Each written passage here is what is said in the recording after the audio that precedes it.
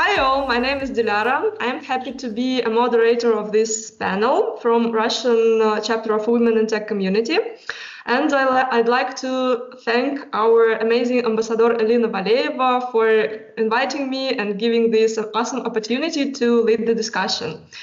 And today we are going to discuss a very interesting and controversial topic. It is even a holy wire topic, I would say.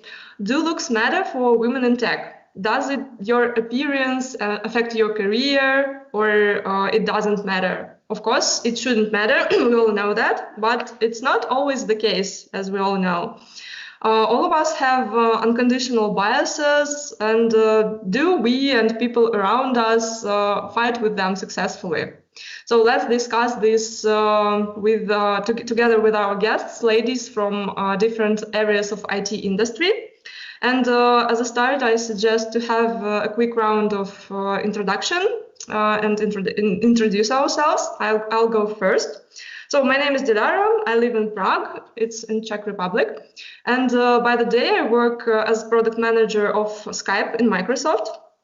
Here you can see embracing my heritage a little. And after work, I am administrative coordinator of Women in Tech Communities Russian chapter.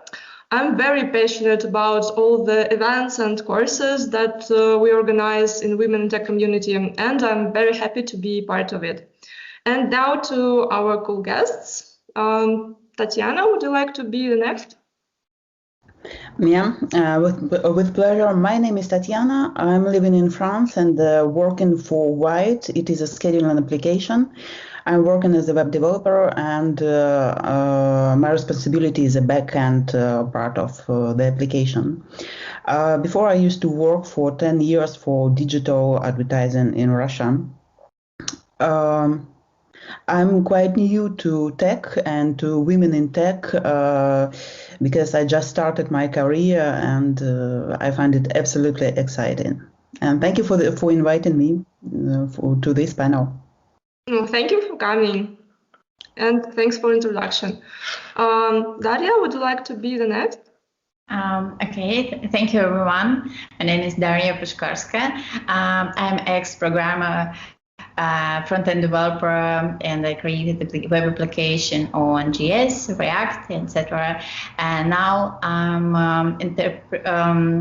founder of online school, and we have helping to other become a programmer from zero, and I'm very happy to be here and sharing my experience from IT. Thanks. Thank you, Daria. Yana, please tell us a bit about yourself. Sure. Thanks, everyone, and delighted to be here. So I'm Yana Moet. I live and work in the UK, in United Kingdom, particularly in Edinburgh, which is part of Scotland. I'm originally from Russia. I lived in Russia for many years and worked there in performance marketing agencies, and then I moved to the UK to do my postgrad degree in business and marketing analytics, and this way I've got to work on the UK market, and a few years ago worked in agencies, but then I decided to move on the client side. So now I'm actually in financial sector. I work in a bank, and I'm a digital analyst, which is part of the big data and analytics industry. Love what I do. Delighted to be here. Such an interesting discussion. Thank you for inviting me. Thank you, Yana. All righty, girls. So thank you so much for this great introduction. And we can get to the discussion. We have several subtopics to help us with sharing our personal experience and stories.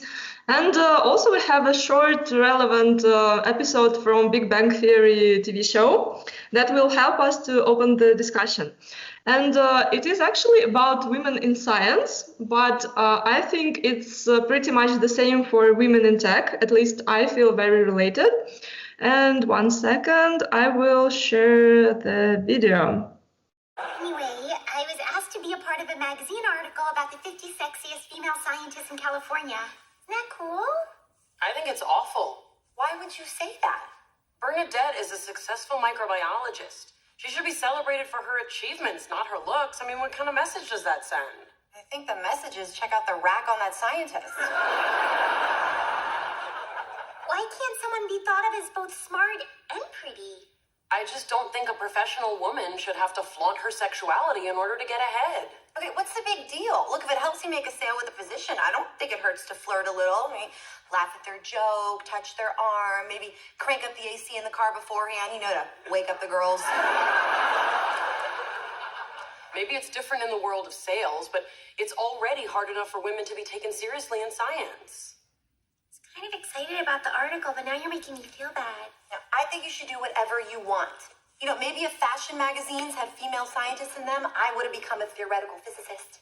And girls, I would love to know your opinions on the situation described here. So, do you think it was a good thing happening to Bernadette, or do you agree with Amy? So please share any thoughts you have on this. And let's imagine that this is not about like microbiologists in the world of science. Let's imagine that's about any lady developer, let's say. Love that show. Overall, one of my favorites. It's interesting how they discuss it from their different backgrounds and their different experiences, and using their appearances to make a sale versus those ones who are just like pushing with their brains all the way, right?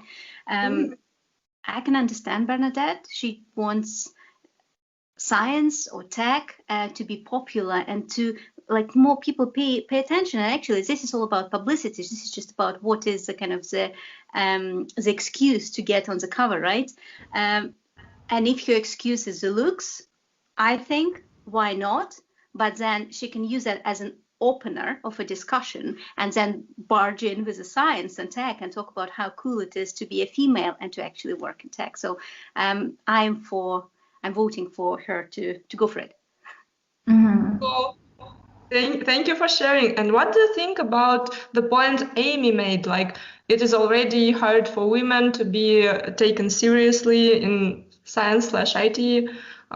Does it affect other females what you do? Because that was her point, like what you do affects not only you, but the rest of us in the industry, and we are not taken seriously because of that. Do you think that's a valid point? I will agree with Jana and Daria that Bernadette might be a good role model as a girlish woman, so to say. And getting back to your point, Dilara,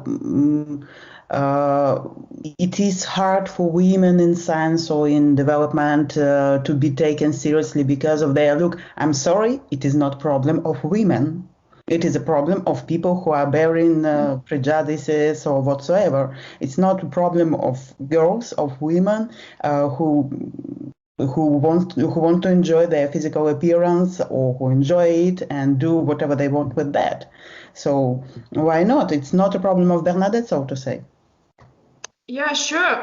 But here we face another problem. Of course, we know how it's supposed to be, like how it should be.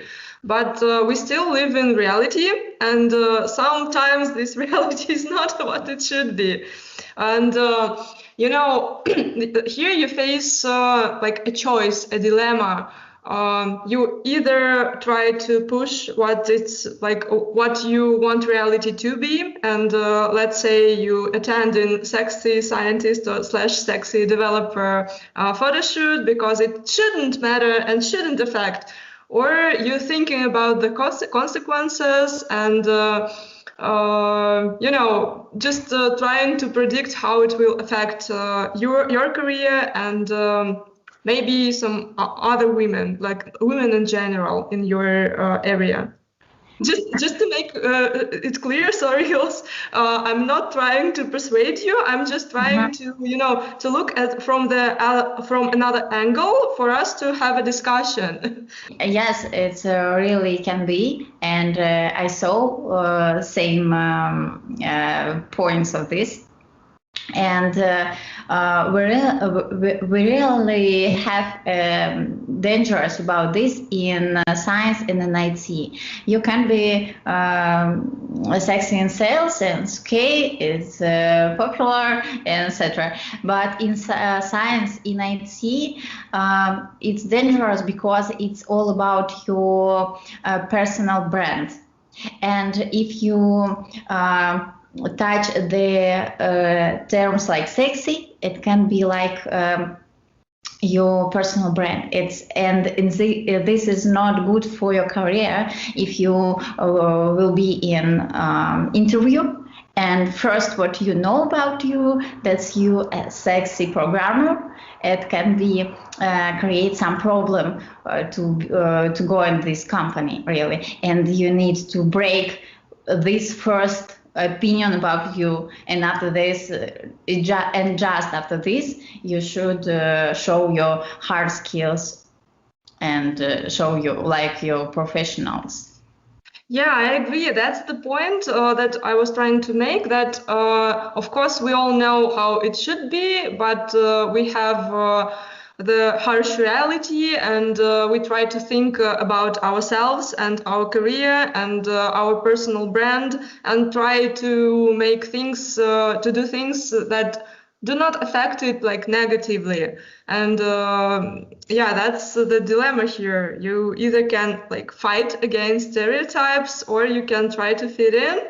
And that was kind of also my question. If I can make a point, I understand that we have an idea of how it should be and harsh reality, but I want to underline that it is not an objective reality. It is a reality which exists in our imagination. I mean, it is a result of kind of mythology which exists in our society.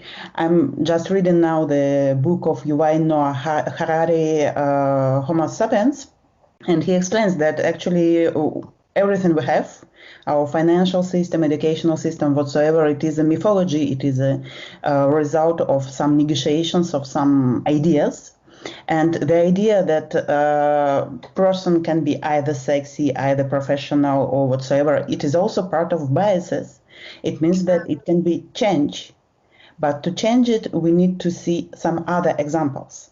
The real problem is, are we ready to put our life, so to say, on the altar of this fight?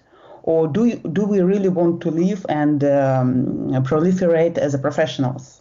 Yeah, I can relate for that because I have a huge background as a LGBT activist in Russia. And yes, it is a problem. Either you are fighting and living in Russia, or either you are going to another country just to establish a family. Yeah. I think there is a compromise here. So when we are alone in a battle, it is usually a hard battle. But when we bring others with us, it becomes already a community, right? So a potential solution to that would be to invite inclusivity to that, and instead of one sexy woman, actually get a team on, right? And like get all different type of women who work in tech and talk about their different backgrounds. That adds variety, and that kind of opens the mind in terms of it can be different, and it doesn't really matter how we look. It's what we have to say and what ideas we bring to the table. Mm-hmm. That should be always the message, I agree. And of course, since women in tech community is growing, more girls are joining the industry, and we see how different all the girls are and types. We see that different people can be great specialists and great professionals. And I'm so glad, girls, that we are all contributing to that. Thank you so much. We can, I think, move to our subtopics that we have, and they will help us to share our personal stories and experiences that we personally had. And the first one is, does it help your career in IT industry if you are a conventionally looking woman, or on the contrary, you're like a masculine looking woman? So does it help you, or on the contrary? Girls, what are your opinions? What are your personal experiences? Please share. Who would like to be the first? I can be first. I think if it ever happened in my career, it was an accident and not a system, because what about IT and science from the sales sphere? You can be achieved success just through proactivity, from good results of your work and good code if you programmer, and your appearance is just maybe first think about you, first opinion about you. But in work, in science, in IT, your career is your results. And this is not about conversation. What matter your appearance if your code not beautiful? Yeah. I can continue as a person who is more masculine looking, at least in Russia, in Russian terms. My physical appearance in some part of my life, it might be a burden. Yeah, for instance, if you go to the public toilet in the cafe, which is gendered, it is always a problem. But in terms of my career, I felt the privilege of the way I'm looking. Really. I had a case. I just started to work for one company as a project manager, and we had another project manager who was much more experienced than me, much better educated in this field, but very feminine. And I was talking with our sales manager, and just a couple of weeks after starting my job there, and he said, "Oh, I want to. We have a special client. I want to invite you to negotiations to the next round because I think you will be better than her." And at this moment, I understood that it is only because of physical appearance, because I was less competent, I was less educated, I knew much, much less. And it happened several times when I had some discussions with male colleagues and other female colleagues were present there. I'm taken more seriously because of the way I look, because I'm bigger than the most of women. I take more space, and I'm kind of keen to occupy as much as I can. Yeah, it's so obvious. It's so obvious. I would say that your appearance is a privilege and advantage in your case, right? Yeah, awesome. And that's actually different from some other fields, right?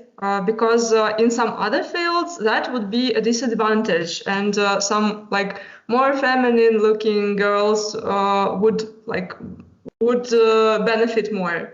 Right? You know, here in Paris we have these posh shops like Printemps. They always invite Russian-speaking salesperson, and they will never hire me because of the way I look. Well, yeah, because it is not what they need. Yeah, on the field of sales, it was not a problem, by the way. Mm-hmm. Yeah, that's interesting, by the way, because we just saw a video with Penny who was using, her appearance for making sales. It's interesting. Just before our topic, I was talking to a friend of mine who also works in data and analytics. She's actually a data scientist, so doing a lot of coding in Python and R, and talking to clients as well. And I mentioned to her our topics, kind of looks matter, feminine or masculine. She was greatly offended. She was like, why it's even a topic? Why we are talking about that? This shouldn't matter. Why are we making a deal out of it? But I think talking with other people and actually internationals as well, for example, from Japan, from Tokyo, and they say, well, it is very important because we apply this kind of positive discrimination saying, oh, it shouldn't matter. Let's not talk about it. But actually that still happens. And there are simple human biases that are engraved in our brains by kind of centuries, right? So there's not much we can do about it, but we need to first realize that this is happening. Have conversations like this at the workplaces, and that might take us kind of further step and change the situation. And just to add, maybe to contribute a little bit, I'm maybe the average one here. If we talk statistics, I'm in the middle of the bell curve, so sort of not feminine either or masculine, but I think what I can do and what I usually do is changing my appearance with clothes or with the way I'm presented. If I say have my hair short on a presentation on Zoom, that gives a slightly different impression rather than if I have long hair and a nice lipstick and something like that. So I must say that I still use these things when I need to appear differently. And fitting in is what I'm trying to do, what I'm trying to think about my target audience. Is my target audience mostly male? What would work best for them? But this is our biases, and I think it's okay to say that that happens as soon as we realize this is what happens. And for example, I was interviewing once 2 people for a position of data analyst. One was both were female. One was very pretty and just a very nice person to talk to, very friendly as well. And the other one was also very nice, very smart. And I would say they were absolutely equal candidates. In that interview with me, I also had in a previous job a few years ago, but I had my CTO with me, a male colleague, who after the interview told me, well, so let's go for the first one, shall we? Kind of the pretty girl. You mean the pretty one? Yeah. And I was like, hang on, let's discuss this. Let's talk about what skills we're actually talking about, what is the role, how they're going to fit in and everything. So I think having that situation when you have both male and female colleague at an interview really helps to fight that first impression. Otherwise, it's just too biased. People need to make a judgment based on 40-minute conversation. So I think that one little bit of a solution to have both male and female representative for interviews. Yeah, great input, Jana. Thank you for sharing. And I have a question actually for you based on what you said.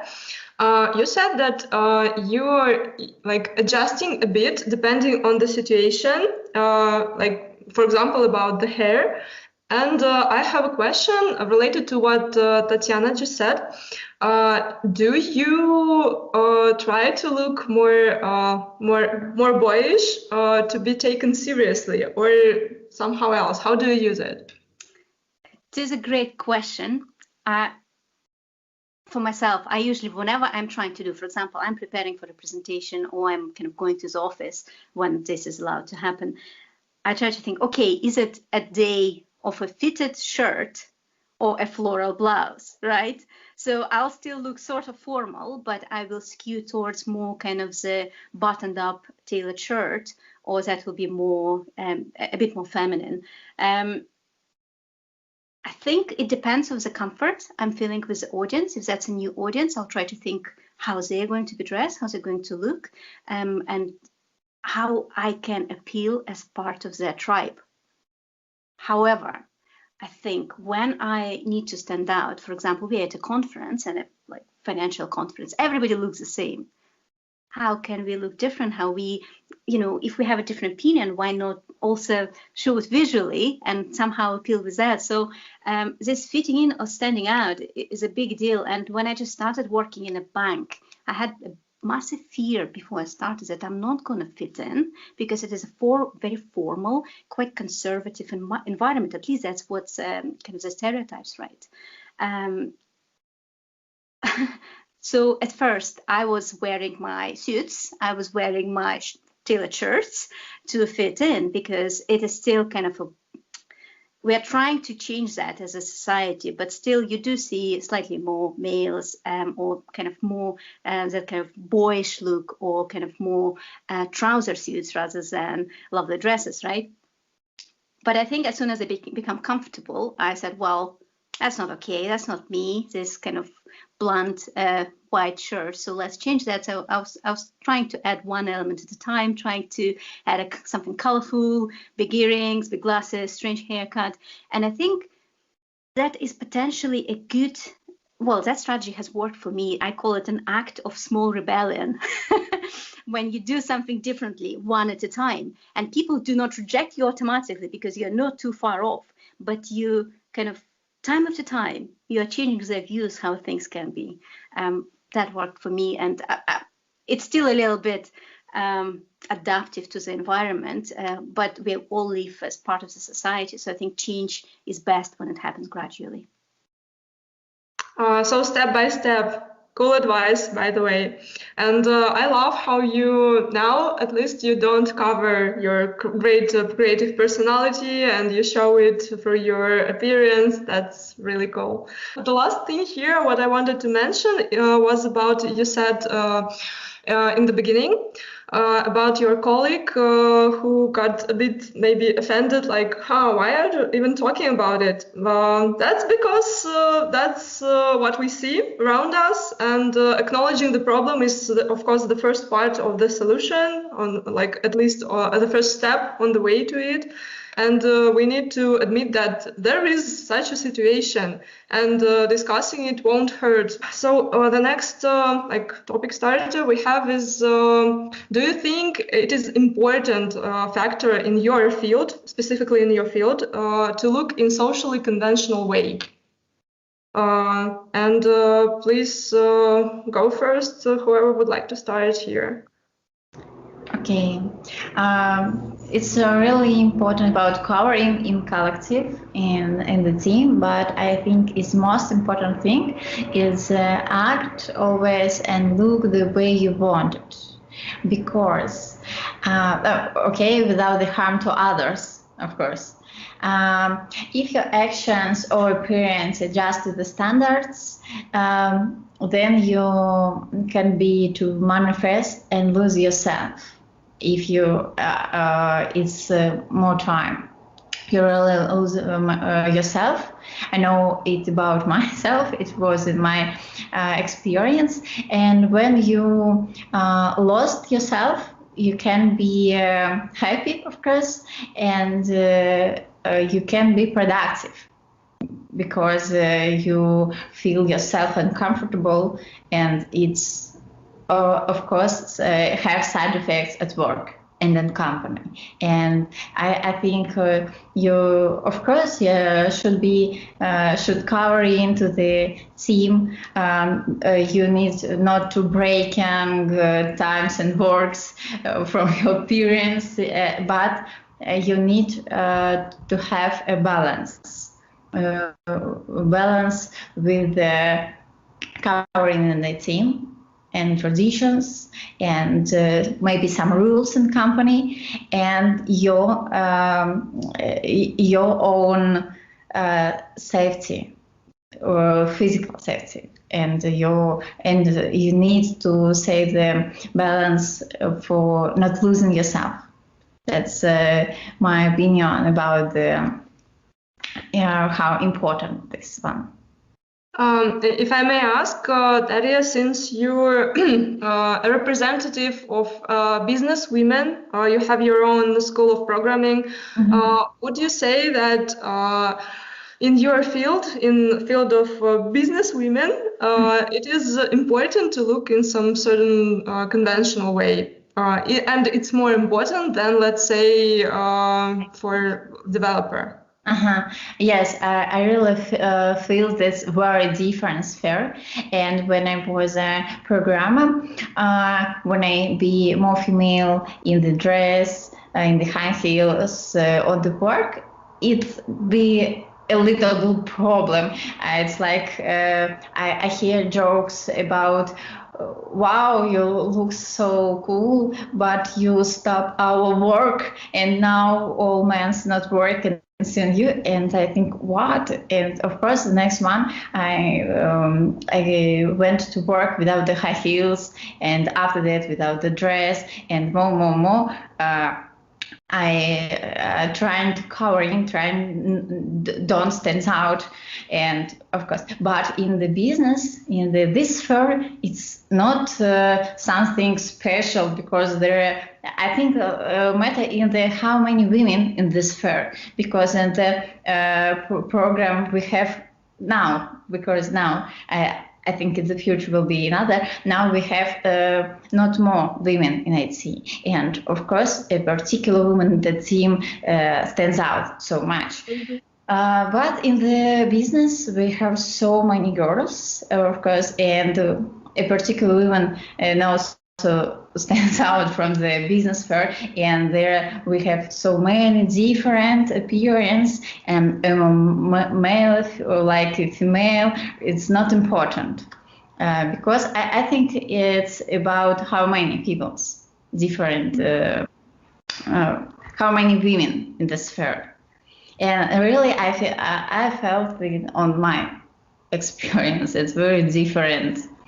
I see what you're saying. By the way, wanted to mention that it's funny how your male colleagues in development tried to transfer the responsibility for stopping work from them to you. Like it's you who stopped their work, but come on, people have some Yes, self-control. it's not my problem. Yes, it's you. Is it you stop working? And maybe it will be like a compliment, maybe. Yeah, I understand, but still, you know. It's not like compliment that I solve this problem. Yeah, thank you, Daria. Girls, anyone would like to share here also something? Well, if I may. Dilara, when you ask the question, my first answer would no. The way I look doesn't matter for my work because, well, the most of the time I work at home and I can spend all the day in my Harry Potter pyjama and whatsoever. And I work now in startup. Team is quite small. We are working in a big co-working center with a lot of young, different people.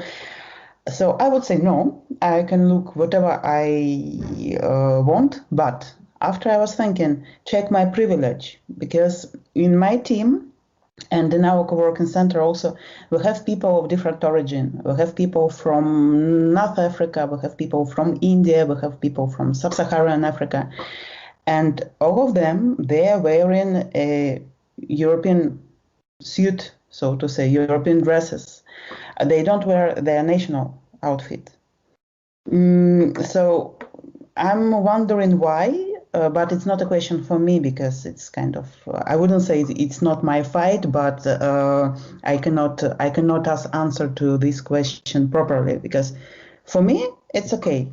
But because I'm white, European, educated, so on, yeah.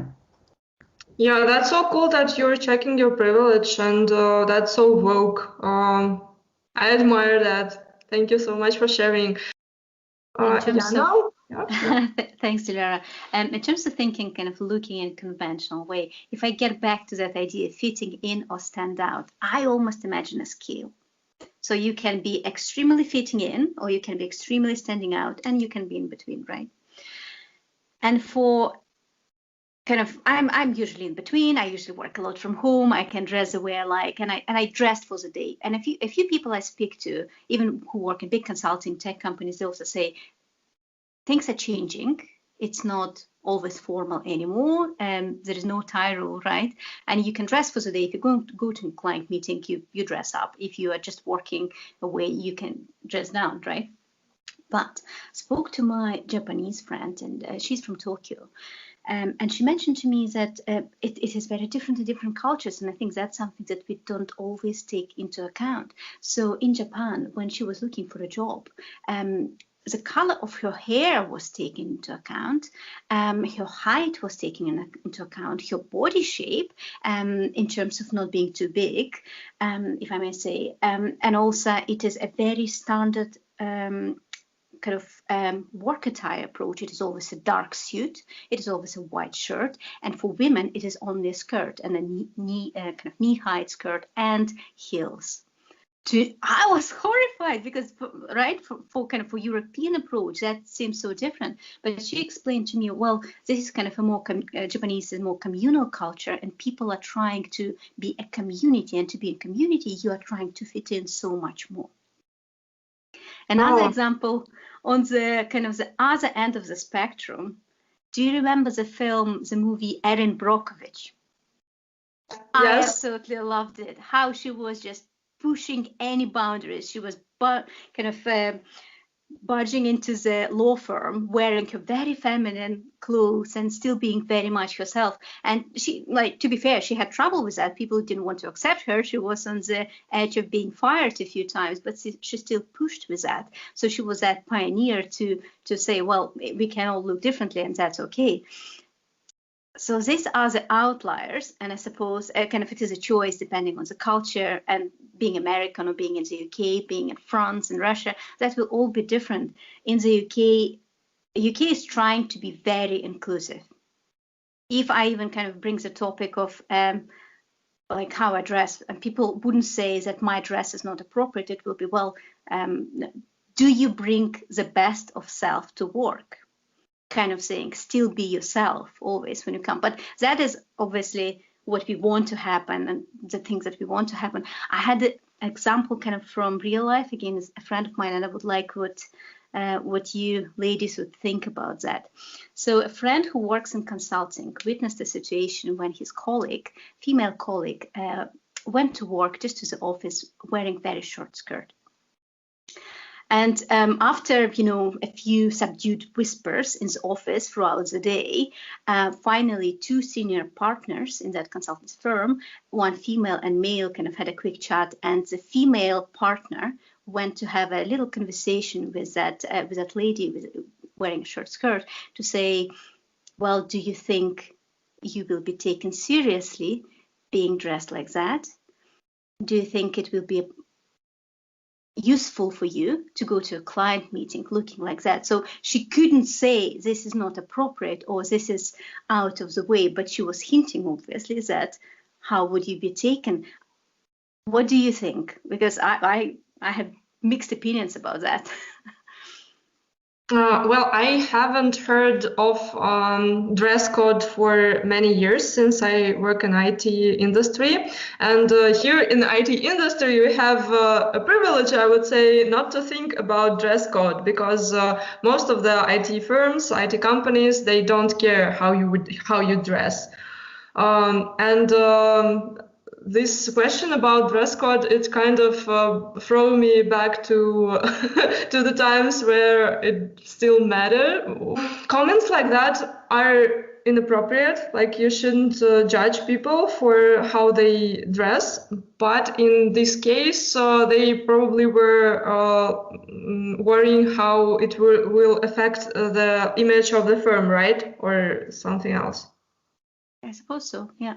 I think a little bit about this. It's really different about the how short the clothes, and it's different about the rules in the company and what you work do, because if there are really dress code and it's matter about because you work with customers, for example, your clothes and your appearance, it likes brand of company. That's okay. But if it's not matter for rules, not matter for the maybe other minds, like psychology, because you're so short, for example, and this like harm for others, I think people shouldn't ask about your clothes, and they shouldn't tell about your clothes to you, because it's your if it's not dress code, not brand of company, it's your own matter, your own choose what you wear. Sorry, Tatiana, please go ahead. Yeah, I was just thinking why it came about short skirt, so to say, and the question: do you think it is good for you? It is useful for you to wear something like that? And I was thinking, why the skirt? Because it's kind of it is a sexualized object, so to say, and it is it has a lot of in common with the patriarchat and this sexualizing women at work and other stuff. And yeah, when pretty woman comes into the office or work stops. Come on, I'm gay, I can understand, but it never prevents me from walking. So yeah, I think that if I agree with Daria, if it is not written into the rules, which might be, yes, very different, it shouldn't matter. Skirt, shorts for boys, I don't know, everything, it doesn't matter. If it makes people feel comfortable, Why not? If it makes some other people feel uncomfortable, well, it's their problem. It's their problem. Yeah, of course, there are some rules like you shouldn't go out naked. It is prohibited by law. Girls, that actually brings us to the next question we have, and I would like to combine it together because we partially discussed it already. So did you ever benefit from the way you look in professional terms, or did you ever miss a career opportunity because of your appearance? So either like this or that case, if you had in life, please share. May I first start? If we talk about benefits of this, but I really didn't know how to work. Of course, all people want to work with the neat, well groomed, and people who have good engine, etc. But what about the problem with the career? I have such a case. I was denied the job. One company preferred the culture fit, pointing on my photo in Instagram in the mirror. And I had, "You are too glamorous for us." And it was so strange because it was although when I went all the stages of selections, and an interviewer, questionnaire, interview with founder, and after test task when I created an application, and all of this was good, and I have good feedback. But after all of this, in this company, there are two founders. Second founder decided that my appearance too different for their company and declined my request. And it was, of course, after this, I didn't want to work in this company, of course, but it was a little bit sad for me that it's work like this, because it was a task. Was an interview, was an interview from some technical terms, etc., etc. But my photo in Instagram, really, it's matter for my career. It was so strange, and of course, all people who worked in this company was disagree with the founder. But we sometimes met people like this, and it's sometimes happened. Well, thank you for sharing, Daria. That's a sad case. I don't think it's okay to judge based on a photo on the Instagram if you're like cultural fit or not, and like you're too glamorous for our company. That's. I really didn't think that it's a cultural fit, because I think it's like. It's not about cultural fit, really. I'm happy that it's really not a system, because it's like just one strange person with strange things, and okay, cool, that's this is not a system. And of course, in next company, I didn't see something like this. Can I just quickly comment on that before we move on? I just think that we've uncovered a whole big issue here. When going through the interview process and kind of getting a job process, that last stage is usually culture fit. The question is, what is the culture I'm trying to fit in? And it's always subjective. It's always not a system, as you mentioned, Daria. And I think it is used a lot as an excuse to potentially discriminate people based on their race, based on their accent, based on their education, or their sexual preferences, or their gender. I think that culture fit should be addressed in a wider conversation, because it is not fair and it is discriminative, and even like progressive countries like UK is trying to think of itself. I still think, well, it's not that person is not quite culturally fit for us. What do you mean? And I think if when we start seeing maybe cases like that taken to court and taken to big discussions, that might start to change, because it is not fair. It's the criteria, they should be clear, and they're definitely not. And there is a lot of room for being kind of subjective and not fair. If I might continue to be the second traditionally. Yeah, to be honest, I'm not sure if I'm able to answer your question, because I rarely heard no at the job interview. Only, well, in my life, I've heard no only twice. Once in Russia, but I really didn't fit this company, and I'm so happy that they said no.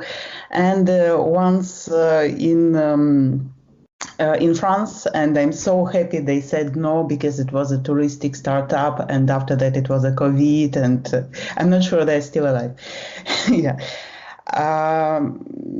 Yeah, I think that in my case, the way I look is mostly a privilege. Of course, I cannot be a top model, but I never wanted to be. I'm so lucky and so happy with that. I never wanted to work in areas where physical appearance is very important, to be honest. And for what I do now, I fit just quite well. So I feel lucky. That's so good to hear. Very happy for you.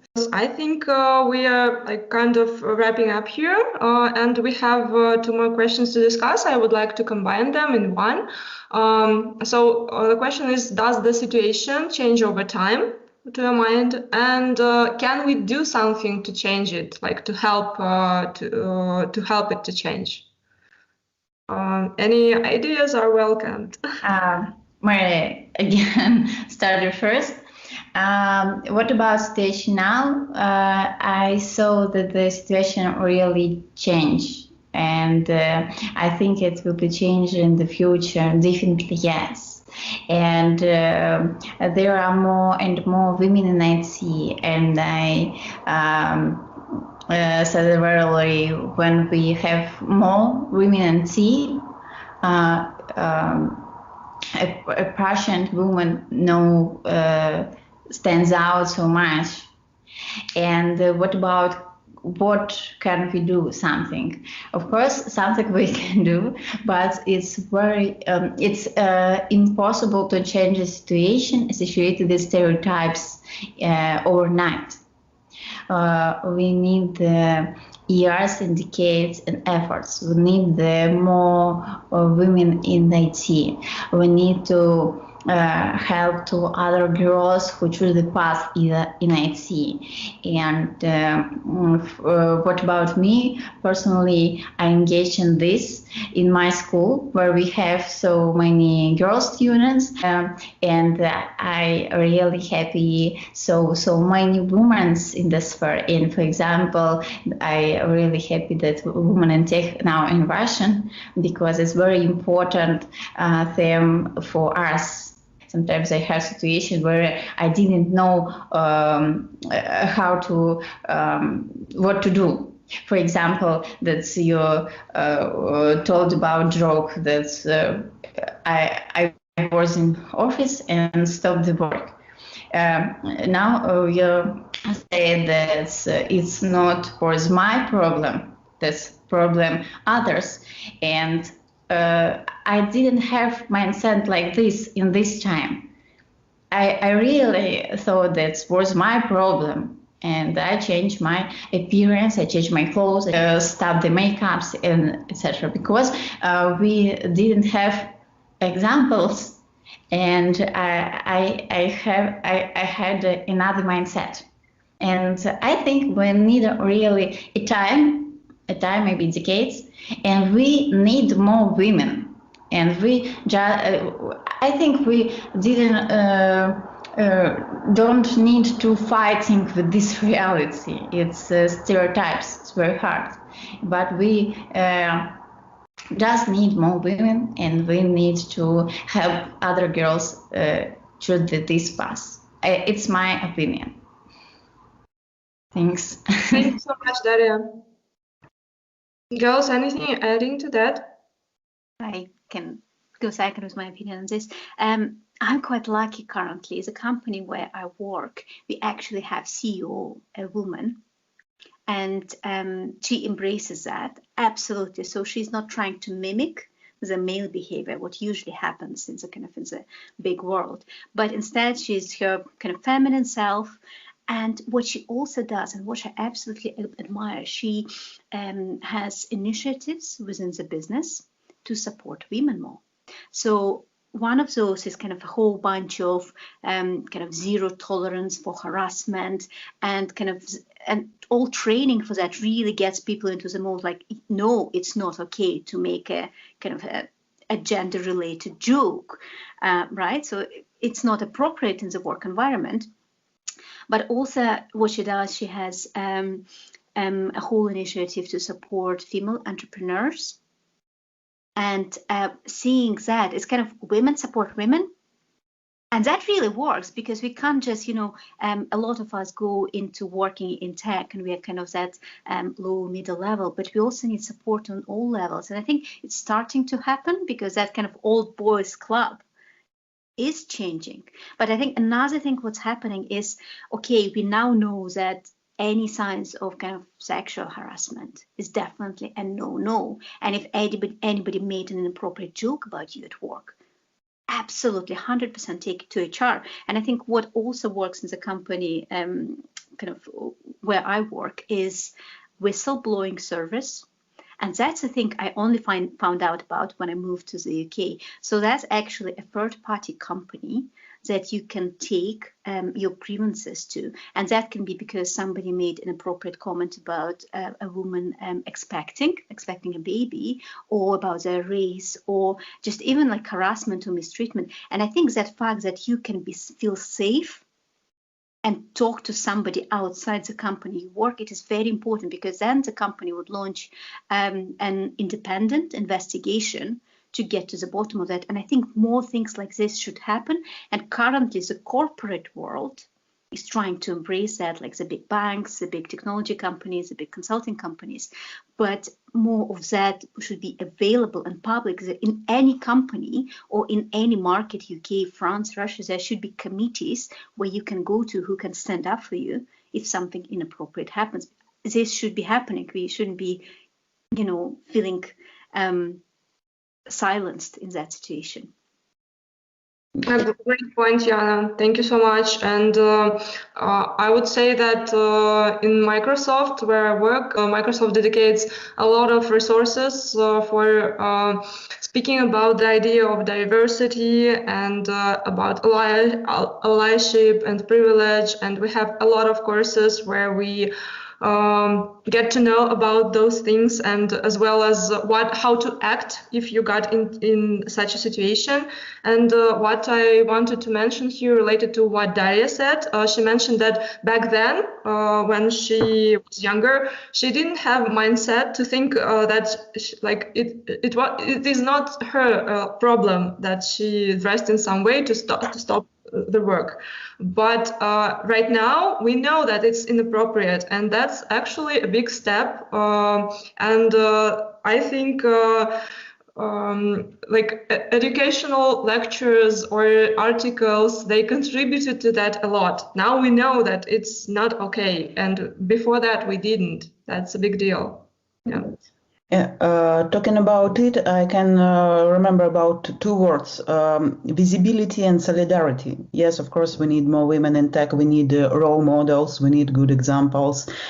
And we need to support each other. As a good example, for instance, I can give, we have a Facebook group, Common to IT for Women, IT.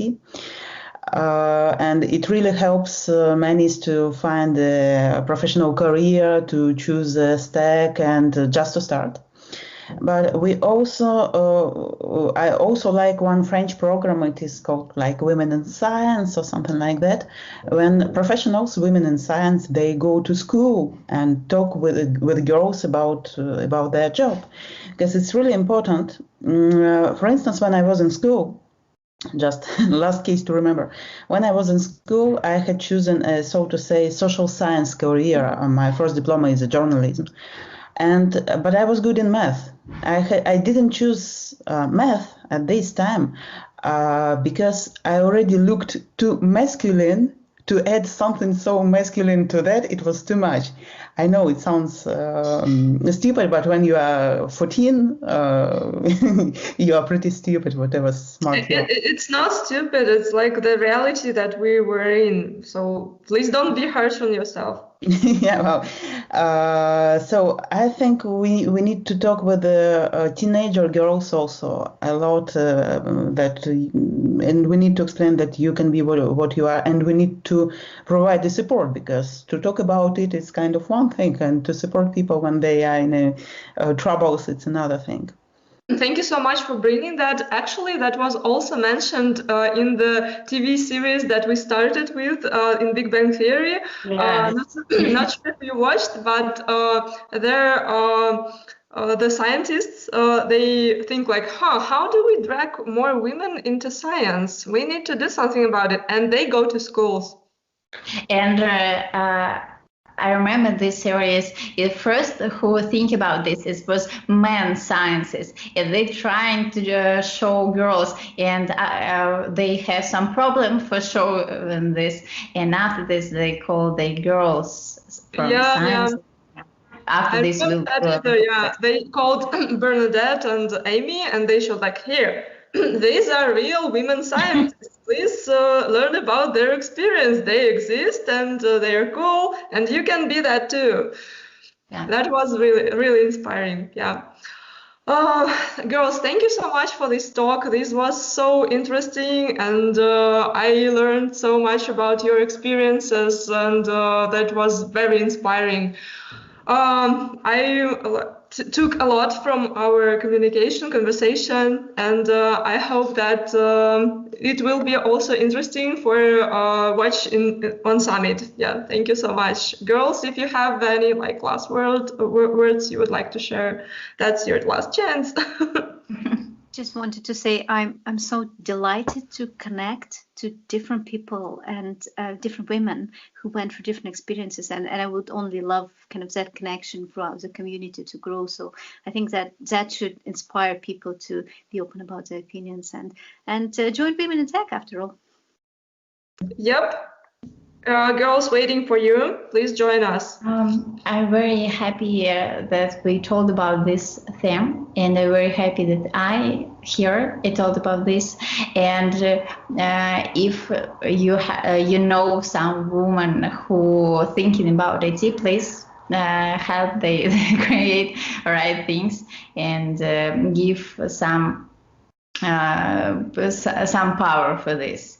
And I really very want to see more women in IT, and cool that now we see this for first steps. Thank you. I also wanted to thank you all the participants, because it was a really cool time to talk about important things and and to share experience from so many different areas. And I was happy to see my ex-colleague who